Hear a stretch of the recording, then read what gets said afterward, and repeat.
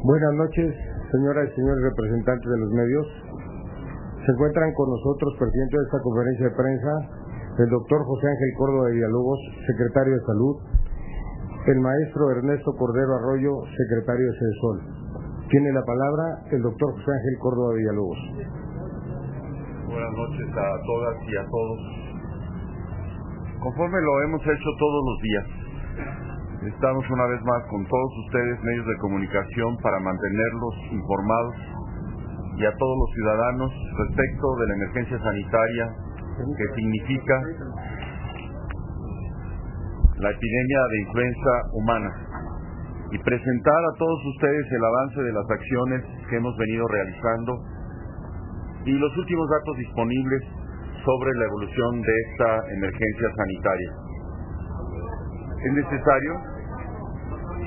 necesario reiterar, en México ha adelantado acciones en cada una de las fases establecidas por la Organización Mundial de la Salud, y tal como se explicita en dicho plan, hemos actuado para aplicar todas y cada una de las estrategias recomendadas por este organismo internacional, dentro del cual estamos representados casi todos los países del orden.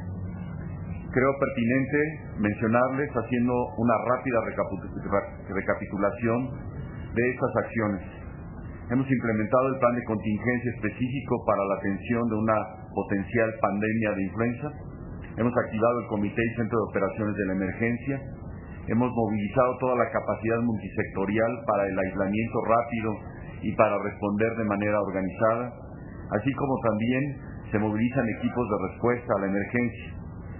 Se han asignado recursos financieros para la respuesta a la epidemia del Fondo de Protección contra Gastos Catastróficos. Hasta este momento se han autorizado ya el día de ayer 1.670 millones de pesos, los cuales, aun cuando no se han utilizado todos, han sido básicamente para la compra de las máquinas que nos están permitiendo hacer los estudios diagnósticos, para la compra de medicamentos en general y particularmente de los antivirales, para compra de cubrebocas, de gel, entre otros. Se ha realizado la comunicación de riesgos para que las personas y las familias sepan cómo prevenir la infección y cómo cuidarse. Hemos ampliado la capacidad de los servicios de salud específicos para atender esta emergencia. Se prescribe y se distribuye el medicamento antiviral específico. Iniciamos también la implementación de medidas de apoyo en crisis para problemas mentales en dos áreas especializadas en el 01800-123-1010. También quiero comentarles que hasta el día de hoy se han visitado 77 hogares de los pacientes fallecidos sospechosos de que hubiera sido por este tipo de virus en el Distrito Federal, Estado de México, Oaxaca, Aguascalientes, Guerrero, Nuevo León, Tamaulipas, para establecer la vigilancia o el tratamiento de los contactos. Encontramos en todas estas 77 familias solo 2 casos positivos de influenza A, que están siendo ya tratados en el Instituto Mexicano del Seguro Social y en el ISSSTE, respectivamente, en el Estado de México. Todas estas acciones, ante las cuales debo reconocer y agradecer la gran participación ciudadana, que pese a la gran cantidad de informaciones que restan impacto a las medidas preventivas, la ciudadanía las ha seguido muy bien. Les reitero que estas son de gran valor y, como siempre han sido las acciones preventivas, es mejor, como lo hemos dicho, prevenir que lamentar. En esta fase 5 de preparación, de manera especial, hemos reforzado los mecanismos de distanciamiento social para evitar conglomerados y las medidas sanitarias dadas a conocer ayer mismo. Así, les recuerdo que se suspenden las actividades de la Administración Pública Federal del 1 al 5 de mayo, excepto aquellas que a criterio de las propias dependencias y entidades sean necesarias para garantizar la suficiencia, la oportunidad y la continuidad en la prestación de servicios.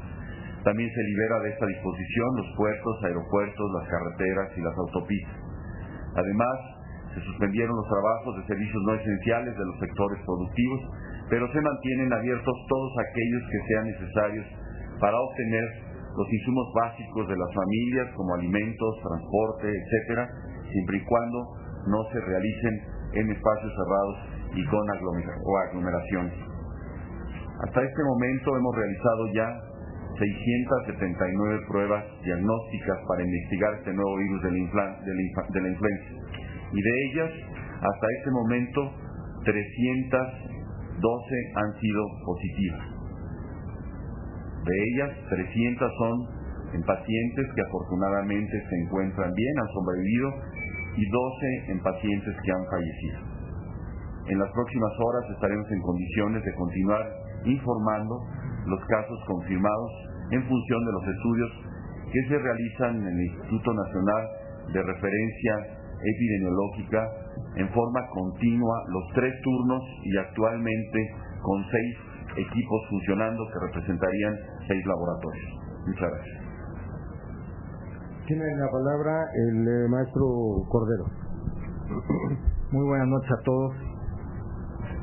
A raíz de los sucesos por todos conocidos y de la serie de medidas que se han tomado por parte del Gobierno Federal, la Secretaría de Desarrollo Social informa las acciones que hemos emprendido para garantizar los apoyos que la población recibe, extremando precauciones entre nuestros beneficiarios. En primer lugar, informa a los mexicanos que los programas sociales que aplica la Secretaría de Desarrollo Social y que significan mejoras sustantivas e importantes en los niveles de bienestar de los mexicanos más vulnerables continuarán sin afectación, a excepción del programa de estancias infantiles que opera la Secretaría de Desarrollo Social, así como el de centros comunitarios del INAPAM y del programa Hábitat. Con respecto al programa de estancias infantiles, las 8.315 estancias del Gobierno Federal que opera a través de la Secretaría de Desarrollo Social permanecerán cerradas el mismo tiempo que permanezca cerrado el sistema educativo nacional. Debe haber consistencia y congruencia y evitar exponer a nuestros niños a cualquier riesgo. De esta manera, las estancias permanecerán cerradas hasta que las autoridades de salud y las autoridades educativas del país lo determinen. Con respecto al programa de 70 y más, que significa un apoyo económico para aquellos mexicanos que tienen más de 70 años, se efectuarán los pagos correspondientes sin interrupción. Lo que se hará es aumentar las fechas de pago, así como el número de pagadores que operan este programa de manera de evitar aglomeraciones. Todas estas entregas se harán en espacios abiertos, bien ventilados, y ninguna de ellas será en espacios cerrados. Con respecto al programa de empleo temporal, seguirán realizándose las obras correspondientes y los pagos que así correspondan, siempre y cuando estos se hagan en espacios abiertos, y las mesas de pago se instalarán en espacios deportivos y plazas públicas y donde nunca existan más de 20 personas al mismo tiempo cobrando estos apoyos. Con respecto al programa Hábitat, como ya lo mencioné, el programa Hábitat sostiene centros comunitarios de atención donde se congrega la comunidad para diversas actividades. Se operan de manera conjunta entre los municipios y el gobierno federal. Los que opere el gobierno federal serán cerrados y exhortamos a las autoridades municipales a que hagan lo propio con aquellos que operan ellos directamente. Con respecto a oportunidades, al programa Oportunidades, procederemos de igual manera que en el programa 70 y más. Se seguirán otorgando las becas para que todos los niños puedan seguir yendo a la escuela, y se seguirán otorgando los apoyos para que las familias puedan tener una dieta balanceada y completa en sus mesas. Los pagos, de igual manera, se están aumentando las fechas de pago, se están aumentando el número de pagadores, las entregas se harán en espacios públicos y ventilados donde no se corra ningún riesgo. Con respecto a Diconsa, de igual manera, el sistema de 22.300 tiendas Diconsa se mantendrán abiertas. Se tiene garantizado el abasto de productos básicos en las tiendas de Diconsa para las familias más pobres del país, hasta por 4 meses y hasta 5 meses en algunos productos, de manera que no hay ninguna probabilidad de desabasto en el sistema de tiendas Diconsa. El programa alimentario que opera Diconsa también seguirá funcionando regularmente, desde luego evitando cualquier aglomeración en los talleres y seminarios que se organizan con las señoras beneficiarias. Asimismo, anunciar que a petición de la Secretaría de Salud, el sistema de distribución y transporte que tiene Diconsa se utilizará para distribuir 75,000 pruebas de detección de influenza, así como 205,000 tratamientos de antivirales. Y aclarar, no se van a distribuir en las tiendas Liconza. Lo que estamos haciendo es utilizar la gran red de trailers y camiones que utiliza Liconza para transportar productos, y los vamos a utilizar y los ponemos a disposición de la Secretaría de Salud para que distribuya las medicinas y las pruebas que considere conveniente a los lugares que considere pertinentes. Asimismo, con respecto a Liconza y sus cerca de 9,000 lecherías, 9,000 puntos de distribución de leche Liconza, el programa continuará. Las lecherías seguirán abriéndose temprano, 5 o 6 de la mañana. En estos 9,000 puntos se seguirá vendiendo la leche a 4 pesos, y estamos tomando las medidas pertinentes para evitar aglomeraciones, para evitar las filas en las lecherías y para que se pueda seguir contando con el beneficio de esta leche en las familias que más lo necesitan.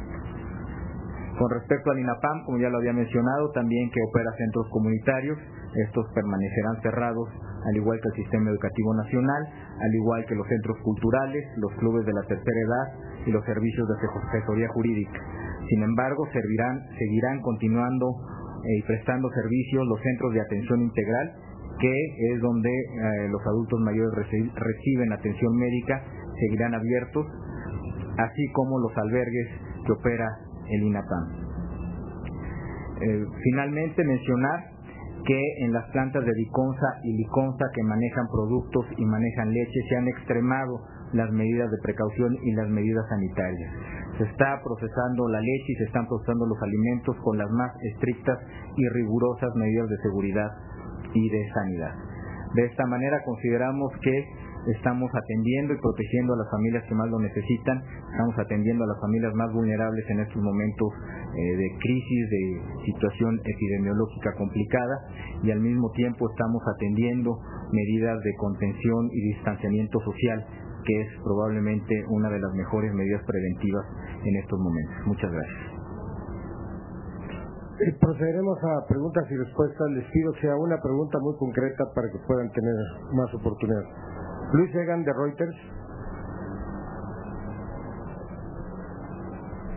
Sí, mi pregunta es para el secretario de Salud.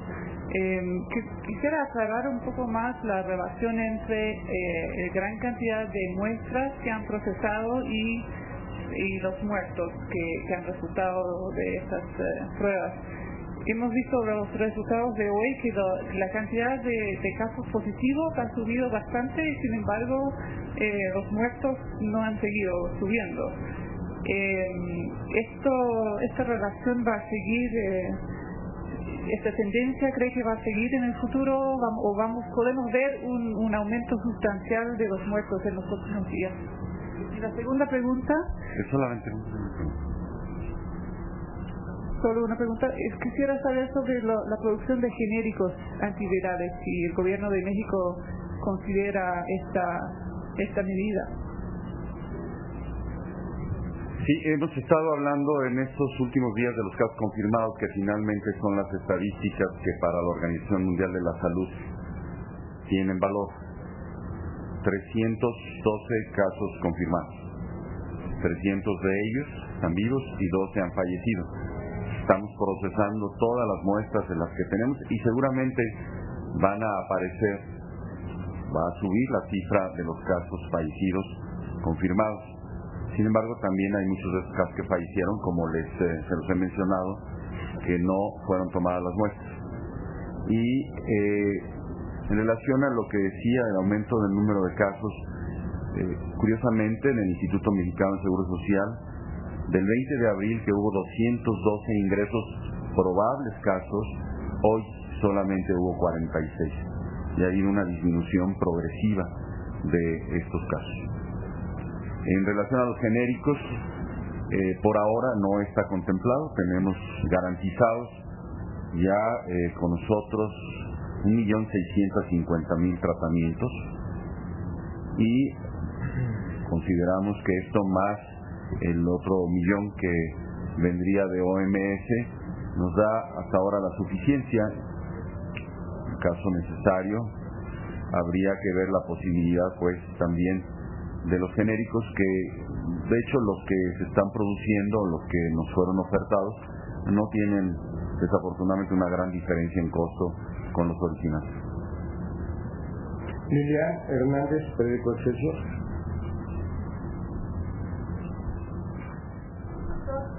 Me gustaría saber qué opina del proselitismo que están haciendo algunos candidatos para estas próximas elecciones, repartiendo geles y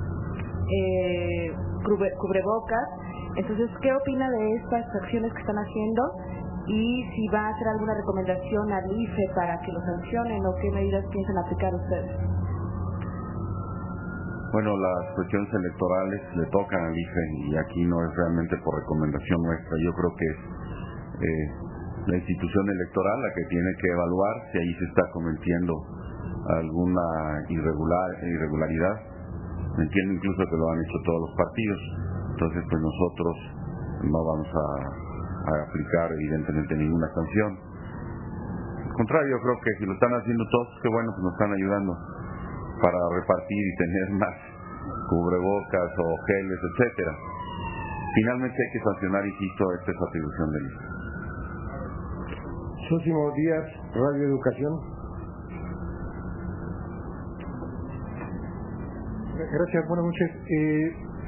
¿Han pensado instalar cercos sanitarios, sobre todo en las zonas de mayor riesgo, o se piensa llevar a cabo fumigaciones o algún tipo de medidas en lugares de alto riesgo? Y también quiero preguntarle de qué sirve tener instituciones de alto nivel internacional como la UNAM, el Politécnico Nacional, si no se accede a ellas en situaciones como esta. No sé a qué se refiere de no acceder a ellos. Bueno, no sé por eso a qué se refiera, porque tanto el señor rector de la Universidad Nacional, como el señor director del Politécnico Nacional forman parte del Consejo de Salubridad General y estamos trabajando en investigación con ellos. Están integrados en el Comité de Investigación y Desarrollo y de hecho se está viendo también la participación que pudiera tener eventualmente el Instituto de Biotecnología para la producción de la vacuna. Están totalmente incorporados los científicos de diferentes áreas de la Universidad Nacional y del Politécnico apoyándonos. La alerta sanitaria está por todo el país, no es precisamente un cerco en un sitio específico. Si así lo pudiéramos ver, quizás sería el Valle de México donde hicimos el primer cerco, porque aquí es donde el problema empezó, pero en realidad la alerta está por todo el país, la emergencia está por todo el país. Marisa Rivera, Televisa. No, la fumigación no sirve, entonces no tiene ningún caso. Gracias. Secretario, yo quisiera saber qué tan segura es la prueba rápida. Hoy la gente que ha asistido refiere que se quedan con la duda si realmente se pueden quedar tranquilos si sale negativa la prueba, a pesar de que ellos tienen el síntoma es 100% segura.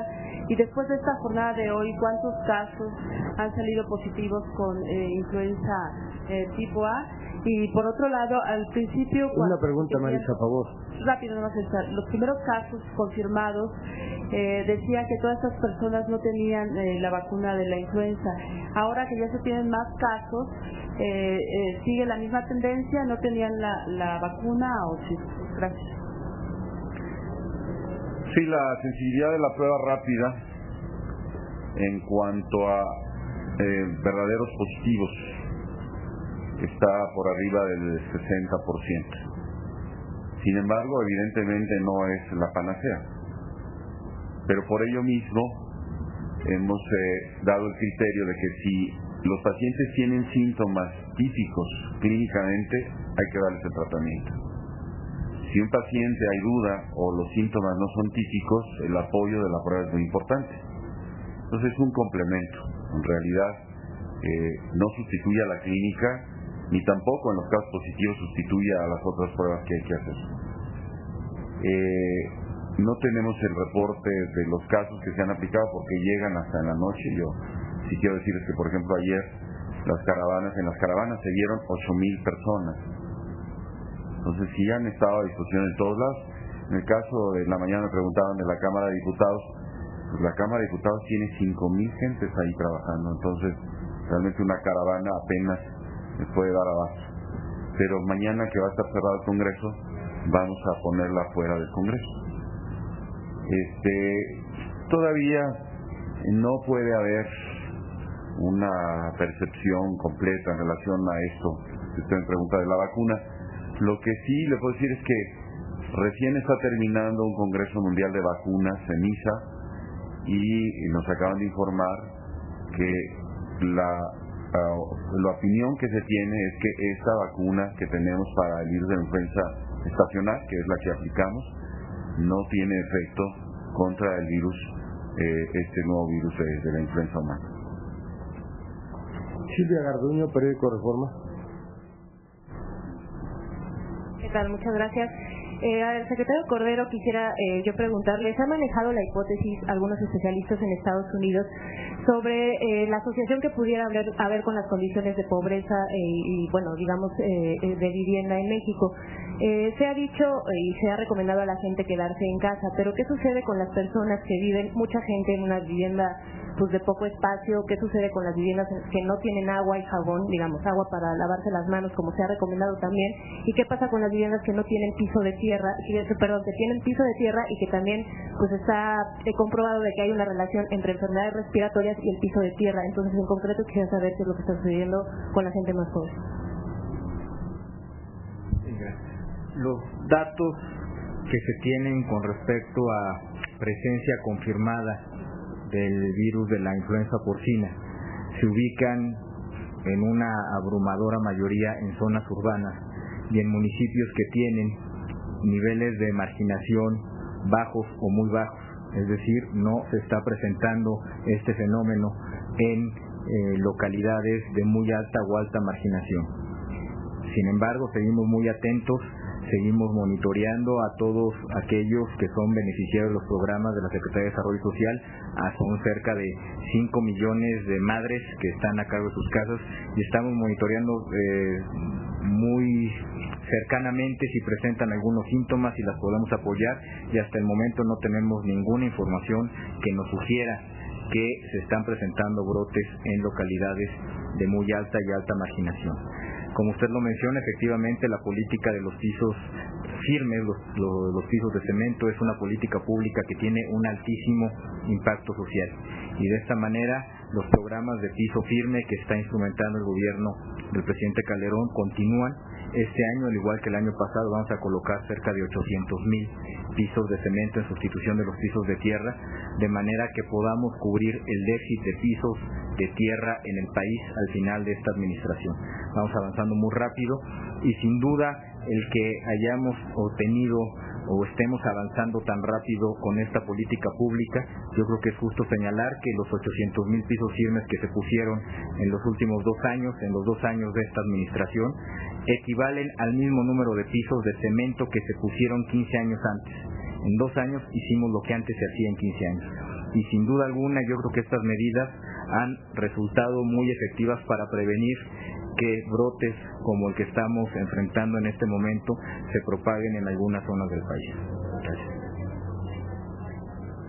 Las recomendaciones son las mismas recomendaciones que ha hecho la Secretaría de Salud, alejarse de espacios con altas concentraciones humanas, espacios cerrados. Sin duda los hogares, por muy humildes que sean, siguen siendo el lugar más seguro para enfrentar esta situación. Y bueno, las recomendaciones son las mismas, el lavado de las manos con la mayor frecuencia posible es una medida importante, y bueno, las medidas de distanciamiento social que se han anunciado, en particular con las escuelas, creemos que han tenido un efecto preventivo muy importante y evitado que se pudiera dispersar en mayor medida esta enfermedad. Mayra Walgren, Dow Jones. Muy buenas noches, secretario. Señor secretario, una pregunta, por favor. Estaba viendo una entrevista que hizo usted hoy mismo, más temprano, en lo cual estaba diciendo que supone que hay ya suficientes señales, aún preliminares, de pensar que sí se parece que está bajando un poquito el contagio del virus, que como no han sido muchos casos nuevos registrándose en hospital y como la cifra de muertos es prácticamente igual como en los últimos si hay entonces ya evidencia y esperanza que está en el proceso de ya parar el aumento de este virus, por favor. Gracias. Luis Martínez, Universal. Perdón, señor. Bueno, no fue exactamente lo que yo expresé. Sí quiero decirles que hay algunos signos alentadores, como el que les estoy mencionando en relación a los ingresos en el Seguro Social. Esto no quiere decir que el virus no esté circulando. Quiere decir que se está actuando más rápidamente con las personas que están teniendo síntomas. Este apoyo que han venido a dar las caravanas y otras acciones que se están estableciendo, creo que nos están permitiendo actuar más tempranamente y tener menos casos graves. Nosotros esperamos que, todavía los pacientes hospitalizados puedan irse dando de alta y que no resulten en defunciones. Entonces hay algunos datos esperanzadores, mas sin embargo esto se tiene que ir consolidando. Yo el único ejemplo que les daba, porque las cifras son muy contundentes, el descenso de 212 casos el 20 de abril, ingresos por esta causa probable, el 20 de abril en el Seguro Social a 46, ha habido un descenso progresivo en 10 días. Entonces esto, hace tomar esperanzas o alentar por lo menos los casos graves. Luis Martínez, Universal. Gracias, doctor. Buenas noches. Gracias, secretario. Preguntarle, doctor Córdoba, respecto de si nos pudiera comentar de los casos de las personas que han fallecido, independientemente de los casos confirmados, si nos pudiera dar la sumatoria como regularmente nos lo estaba proporcionando en los días pasados. Y de estos, a partir de esos, preguntarle, la CONAMED, a instrucción suya, ha iniciado el análisis de algunos expedientes. Si nos pudiera precisar exactamente si ya se tiene en este momento cuántos expedientes se han estado analizando y cuál sería en ese caso lo que usted ha determinado para el caso de los médicos que intervinieron en estos casos de defunción. Sí, precisamente por esta situación de tratar de confirmar en lo posible, en particular en aquellos casos en donde no existe la toma de alguna muestra bacteriológica o virológica, en tratar de analizar las características clínicas para ver si realmente estos casos pueden mantenerse como sospechosos o ni siquiera como sospechosos. Eso nos ha permitido ya descartar 5 casos, por ejemplo, que no correspondían. Entonces, creo que en ese sentido yo sí les pediría su paciencia para que mañana, que entiendo que va a terminar ya todo su análisis de los casos que habían sido mencionados como probables, fallecimientos como probables, podamos darles ya una información completa en donde ya no tengamos más que los confirmados y los que finalmente clínicamente parecerían probables, pero que no vamos a poder tener ninguna confirmación. Aunque insisto, para la OMS las cifras que son importantes son casos confirmados.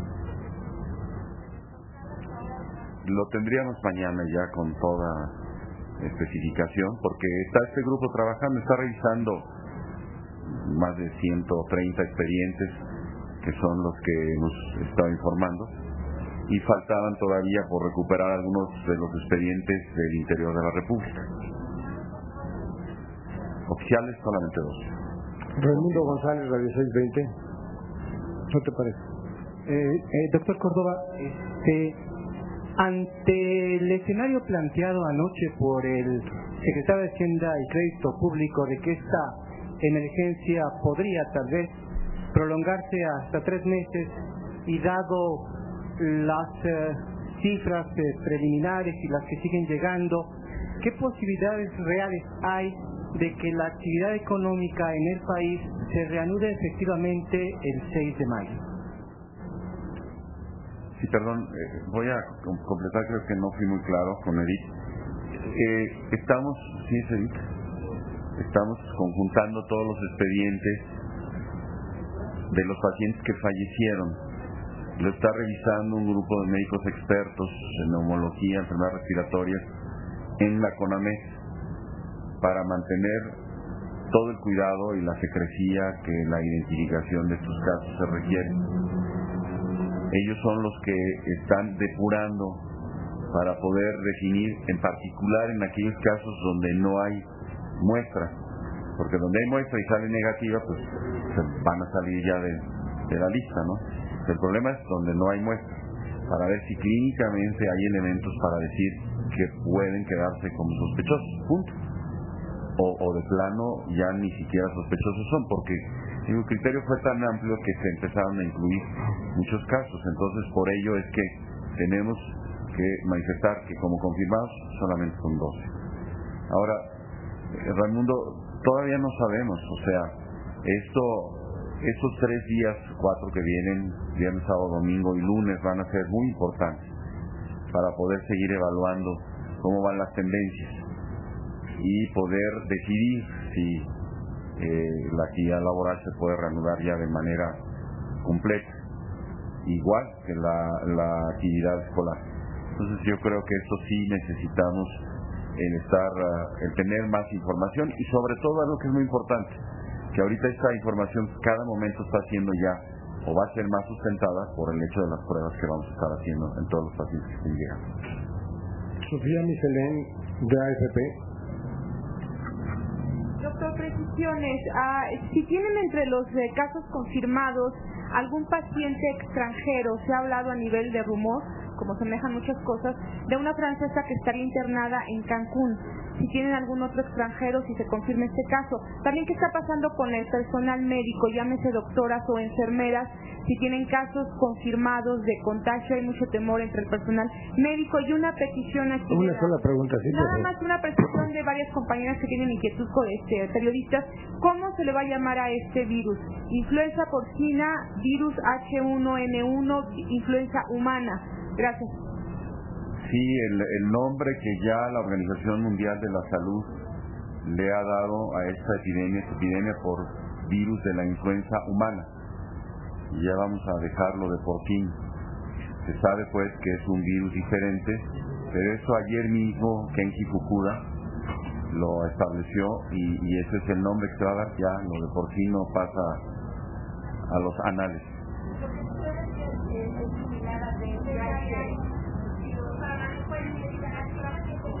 Bueno,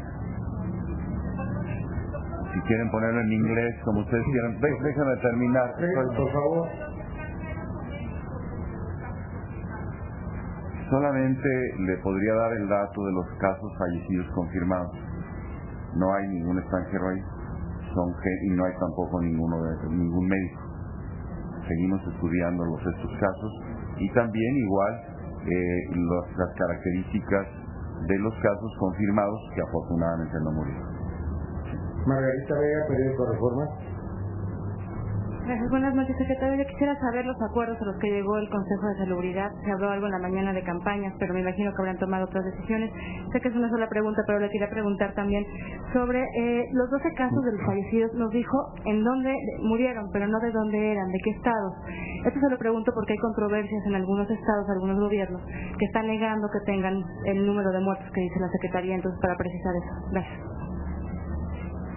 Sí, primero, el Consejo de Salubridad General aceptó o aprobó la propuesta de que hiciéramos recomendaciones en materia de salubridad general al IFE o los organismos electorales para que puedan estos implementarse durante las campañas. Estas medidas serían recomendadas no nada más al IFE, sino a los institutos estatales. Y bueno, les puedo leer la propuesta de acuerdo.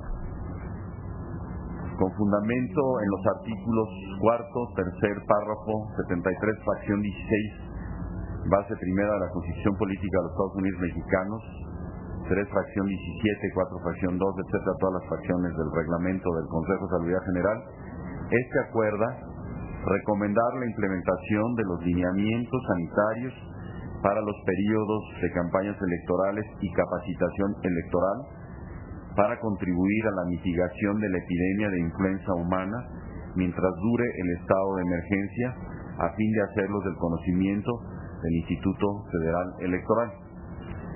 Estos lineamientos están siendo analizados por los expertos para que puedan quedar bien claros y que evidentemente el IFE los pueda someter a su Consejo General.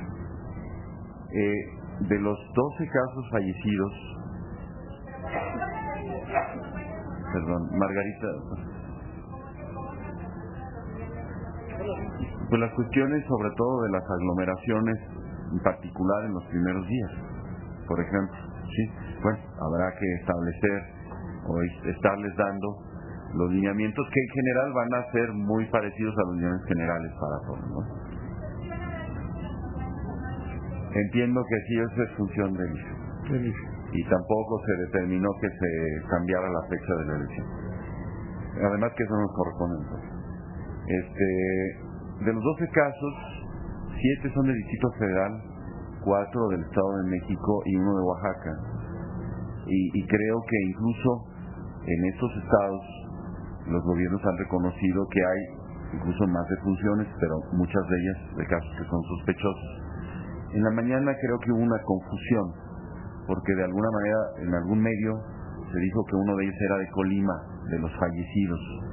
No hay ningún fallecido comprobado hasta ahorita que sea de Colima.